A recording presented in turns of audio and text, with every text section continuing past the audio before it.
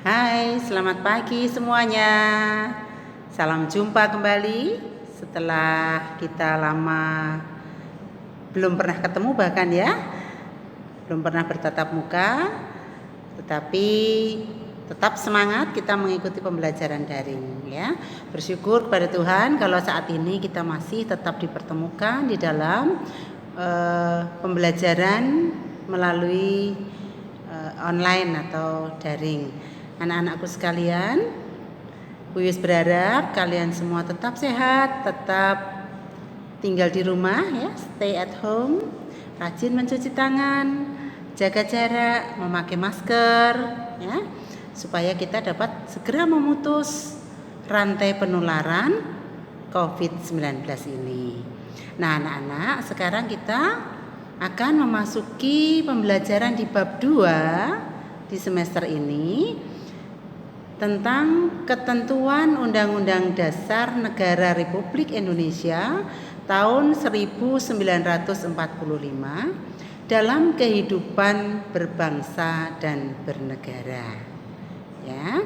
Nah, kita akan mempelajari, oleh karena itu buka buku paket kalian di bab 2. Demikian pula LKS-nya bab 2 kita buka. Ya. Wis berharap walaupun melalui daring kalian tetap mengerti apa yang kita bahas sehingga nilai kalian ya bisa meningkat. Kalau kemarin kalian mengikuti PTS ada yang nilainya masih kurang dan harus mengikuti remedi. Nah, harapannya ke depan besok PAS kalian tidak perlu remedi karena sudah mengerti apa yang kita bahas. Kalau tidak mengerti, kalian boleh bertanya lewat WA atau Telegram kepada Bu Iwis langsung ya. Nah, jangan sungkan-sungkan bertanya karena paribahasa kalau kita malu bertanya, maka akan sesat di jalan. Begitu ya anak-anak. Mari kita mengikuti pembelajaran daring kali ini di bab 2 ini. Mari. Tujuan dari pembelajaran kita kali ini adalah yang pertama, setelah pembelajaran selesai, diharapkan peserta didik dapat membangun nilai-nilai menghargai dan bekerja sama yang mengatur tentang wilayah negara, warga negara dan penduduk, agama dan kepercayaan, serta pertahanan keamanan. Dan tujuan yang kedua, diharapkan nanti kalian bisa mengidentifikasi wilayah negara kesatuan Republik Indonesia. Sedangkan tujuan yang ketiga adalah menyajikan dan kalian dapat menyajikan dan mengomunikasikan hasil telaah isi analisis tentang ketentuan Undang-Undang Dasar Negara Republik Indonesia tahun 1945 yang mengatur wilayah negara, warga negara dan penduduk, agama dan kepercayaan, serta pertahanan dan keamanan. Coba kalian lihat peta Indonesia ini. Kalau kalian melihat gambar peta ini, apa yang terbersit dalam pikiran kalian? Ya, mungkin ada yang mengatakan, oh bahwa Indonesia ini wilayahnya sangat luas, yang terdiri atas pulau-pulau yang dipisahkan oleh laut. Bahkan lautnya lebih luas daripada pulau-pulau yang ada. Nah, tidak ada yang salah anak-anak, bahwa negara kita ini memang negara yang terdiri atas pulau-pulau yang dihubungkan oleh laut. Ya, oleh karena itu, negara kita sering disebut juga sebagai negara maritim, ya, negara yang kaya akan kekayaan laut. Nah, namun juga wilayahnya luas. Kita lihat pulau-pulau yang ada, ya, Sumatera, Kalimantan, Sulawesi, kemudian Papua, ya, ini pulau-pulaunya sangat besar, ya, dan lautnya sangat luas. Inilah kekayaan yang kita miliki. Anak-anakku sekalian, kita akan membicarakan mengenai wilayah negara kesatuan Republik Indonesia. Apa yang dimaksud dengan wilayah? Wilayah merupakan unsur mutlak suatu negara sebagai tempat berhuninya rakyat dan tempat berlangsungnya pemerintahan yang berdaulat. Nah, wilayah suatu negara secara umum dibedakan atas wilayah daratan, lautan, udara, dan wilayah ekstra teritorial. Ya.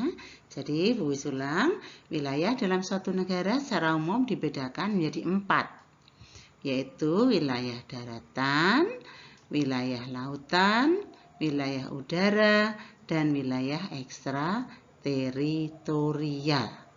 Nah, apa masing-masing artinya?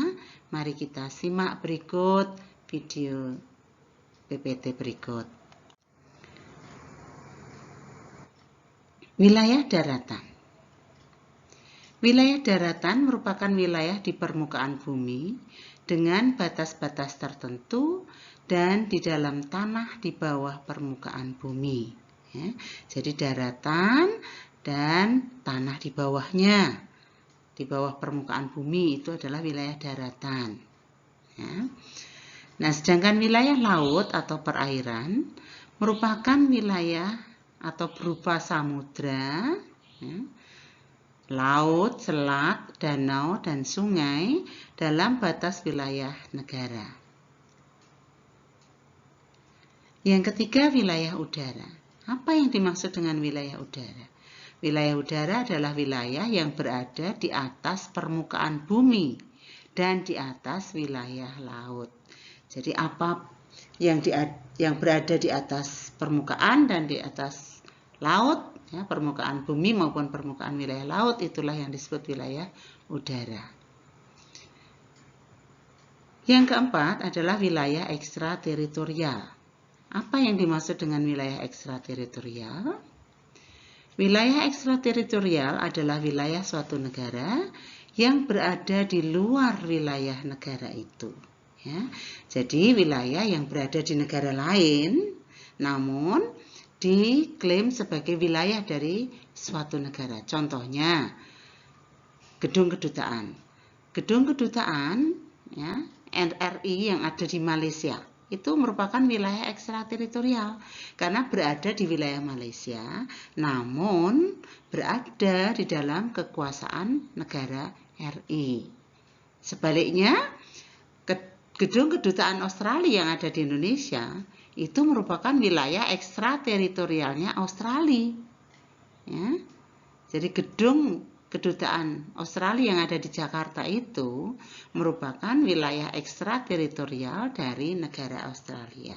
Jelas ya anak-anak ya? Mungkin masih ada yang belum jelas.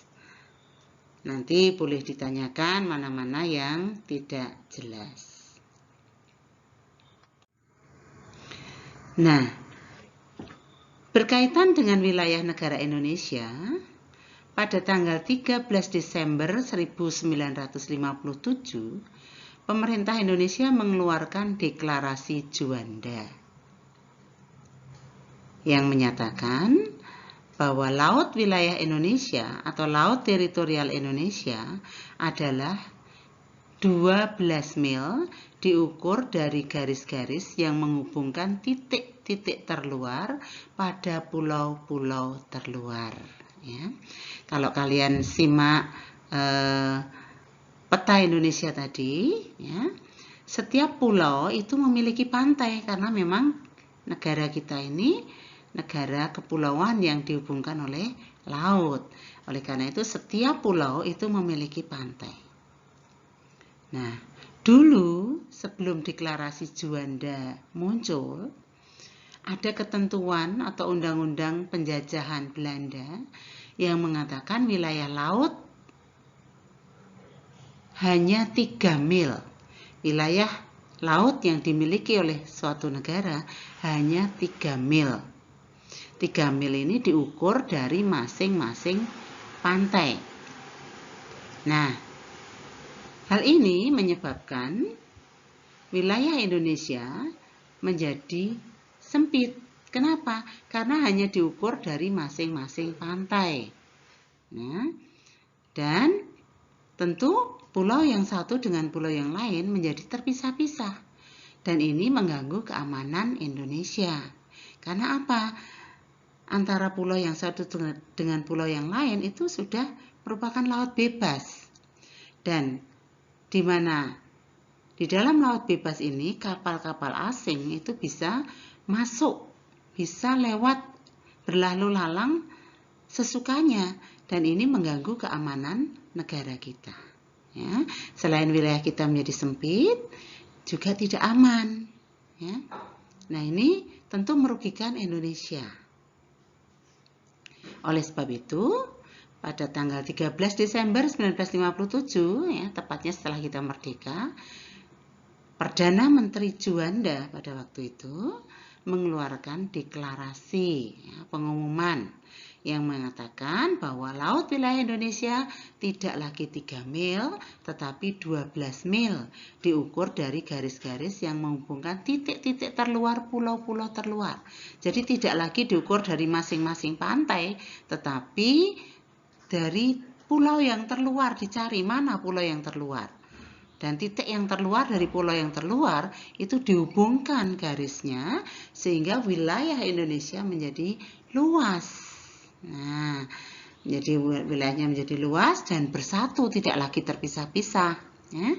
Dan karena bersatu, tidak ada laut bebas di antara pulau-pulau yang ada di Indonesia, maka keamanan menjadi lebih terjamin. Anak-anakku sekalian, deklarasi Juanda menegaskan bahwa Indonesia merupakan satu kesatuan wilayah Nusantara. Jadi, laut bukan lagi sebagai pemisah, tetapi sebagai pemersatu bangsa Indonesia. Dan prinsip ini kemudian ditegaskan melalui Peraturan Pemerintah Pengganti Undang-Undang atau Perpu nomor 4/PRP, Peraturan Pemerintah Pengganti Undang-Undang tadi, /1960 tentang perairan Indonesia. Deklarasi Juanda tersebut kemudian dibawa ke Konvensi Hukum Laut Internasional PBB dan diakui serta ditandatangani pada tahun 1982 di Montego Bay, Yamaika oleh 119 negara, dan sejak itu kemudian dunia internasional mengakui Indonesia sebagai negara kepulauan. Anak-anakku sekalian, wilayah laut Indonesia itu dapat dibedakan menjadi 3 macam. Tentunya ini hasil dari Konvensi Hukum Laut Internasional. Yang pertama adalah zona laut teritorial. Zona atau wilayah, ya. Wilayah laut teritorial yaitu batas laut sepanjang 12 mil diukur dari titik-titik terluar pulau-pulau terluar, ya. Kalau sebelum deklarasi Juanda, laut teritorial kita hanya 3 mil, diukur dari masing-masing pantai yang menyebabkan wilayah Indonesia sempit dan terpisah-pisah antara pulau yang satu dengan yang lain, dengan pulau yang lain, dan keamanannya juga tidak terjamin. Maka melalui Konvensi Hukum Laut Internasional, maka wilayah laut Indonesia atau wilayah atau zona laut teritorial Indonesia menjadi 12 mil diukur dari titik-titik terluar pulau-pulau terluar, ya. Jadi titik pulau yang terluar mana, ya? Sumatera pulau terluar mana, Kalimantan pulau terluar mana, Sulawesi pulau terluar mana, dan itu titik-titik terluar tadi dihubungkan melalui garis melingkari seluruh wilayah Indonesia, sehingga wilayah Indonesia menjadi luas, sangat luas dan bersatu, sehingga tidak ada laut lepas atau laut bebas di dalam wilayah Indonesia. Ini menyebabkan keamanan Indonesia menjadi lebih terjamin karena tidak ada lagi kapal asing yang lalu lalang di wilayah Indonesia. Nah, yang kedua, wilayah laut Indonesia, yang kedua adalah zona landas kontinen. Apa itu zona landas kontinen? Landas kontinen yaitu dasar laut, ya. Jadi laut, kalau kalian bisa melihat laut ya, ada permukaannya, ya, air, permukaan air. Nah, di bawahnya itu ada dasar laut. Nah, dasar laut dan tanah di bawahnya sepanjang 200 meter atau lebih, di luar laut teritorial yang 12 mil tadi, itu disebut zona landas kontinen. Nah, di situ, di wilayah landas kontinen ini, Indonesia mempunyai kewenangan untuk memanfaatkan sumber daya alam yang ada di dalamnya. Nah, kalian bisa bayangkan betapa Indonesia ini sangat kaya dengan kekayaan laut. Ya. Kita bisa mengambil kekayaan laut yang sangat luas ini, baik dalam zona teritorial, zona landas kontinen, maupun zona ekonomi eksklusif. Yang ketiga adalah zona ekonomi eksklusif atau ZEE, yaitu jalur laut selebar 200 mil laut ke arah laut, ya. 200 mil. Kalau 1 mil itu kira-kira 1,8 km. Ya, jadi bisa kalian hitung. 1 mil itu sama dengan 1,8 km. Jadi kira-kira ZEE kita 200 mil ke arah laut terbuka diukur dari garis dasar, di mana di dalam zona ini Indonesia mempunyai kewenangan untuk memanfaatkan sumber daya laut. Ya, kalau kalian hitung betapa luasnya laut zona ekonomi eksklusif kita, di mana kita bisa atau mempunyai wewenang untuk memanfaatkan sumber daya laut. Ya, negara kita kaya sekali akan sumber daya laut. Nah, ini kita lihat gambar ya, 12 mil ini adalah laut teritorial kita. Ini batas pantainya, ada menara ini ya. Kemudian ini 12 mil. Dan sepanjang ke arah laut terbuka ini zona ekonomi eksklusif 200 mil. Dan garis yang ketiga ini batas laut bebas, laut lepas. Nah, nih ya, kalian bisa mencermati yang 12 mil ini garis pertama dan kedua ini 12 mil. Kemudian garis kedua sampai yang ketiga ini zona ekonomi eksklusif. Garis ketiga dan sampai yang keempat ini disebut laut bebas, laut lepas. Ya. Nah, manakah yang disebut landas kontinen? Kita cermati gambar berikut. Nah, ini zona ekonomi, landas kontinen, zona landas kontinen. Ya, jadi yang 12 mil tadi garis yang pertama dan kedua ini laut teritorial 12 mil.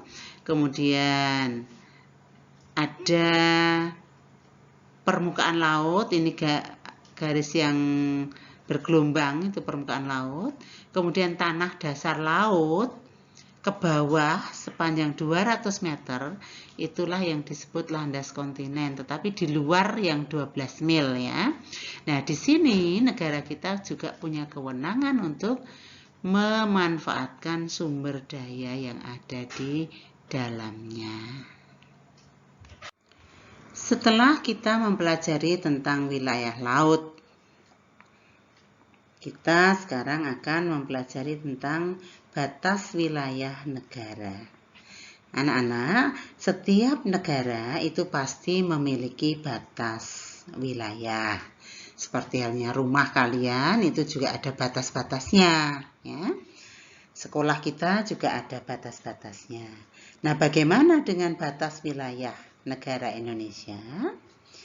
Sama halnya dengan negara-negara lain, Indonesia juga memiliki batas-batas tertentu untuk wilayahnya. Nah, wilayah Indonesia terbagi atas 4 batas, yaitu batas wilayah di sebelah utara, di sebelah barat, sebelah timur, dan sebelah selatan. Batas di sebelah utara itu berbatasan langsung dengan Malaysia bagian timur, tepatnya di sebelah utara Pulau Kalimantan. Kalau kalian melihat peta di atas tadi, kita bisa melihat bahwa Indonesia dengan Malaysia itu mepet sekali, berpepetan, ya. Batasnya di Kalimantan, di sebelah utara Pulau Kalimantan. Jadi makanya seringkali ada tenaga kerja ilegal ya yang tidak sah masuk ke Malaysia. Orang-orang Indonesia yang ingin mencari pekerjaan ke Malaysia yang tidak lewat jalur yang benar itu bisa lewat Kalimantan. Mereka bisa lewat Kalimantan, bisa masuk Malaysia dengan mudah karena batasnya sangat tipis ya. Nah, yang kedua, batas di sebelah barat. Di sebelah barat, batas negara kita berbatasan langsung dengan Samudra Hindia dan perairan negara India. Sedangkan di sebelah timur berbatasan langsung dengan daratan Papua New Guinea dan perairan Samudra Pasifik. Yang terakhir adalah di sebelah selatan. Di sebelah selatan, batas negara Indonesia, batas wilayah negara Indonesia, berbatasan langsung dengan wilayah darat Timor Leste, perairan Australia, dan Samudra Hindia. Jelas ya anak-anak ya? Nah, saat ini kita sudah mempelajari tentang wilayah laut, wilayah udara, wilayah darat dan batas-batasnya, demikian juga wilayah ekstrateritorial. Mungkin dari apa yang kita bahas tadi, kalian masih ada yang belum jelas, silahkan ditanyakan lagi. Langsung saja WA ke Bu Iwis atau Telegram ya. Nanti kalian akan Bu Iwis jawab mana-mana yang belum jelas. Nah, untuk lebih memahami materi, silakan kalian membaca ulang PPT yang tersedia, kemudian jawablah pertanyaan-pertanyaan berikut. Ya.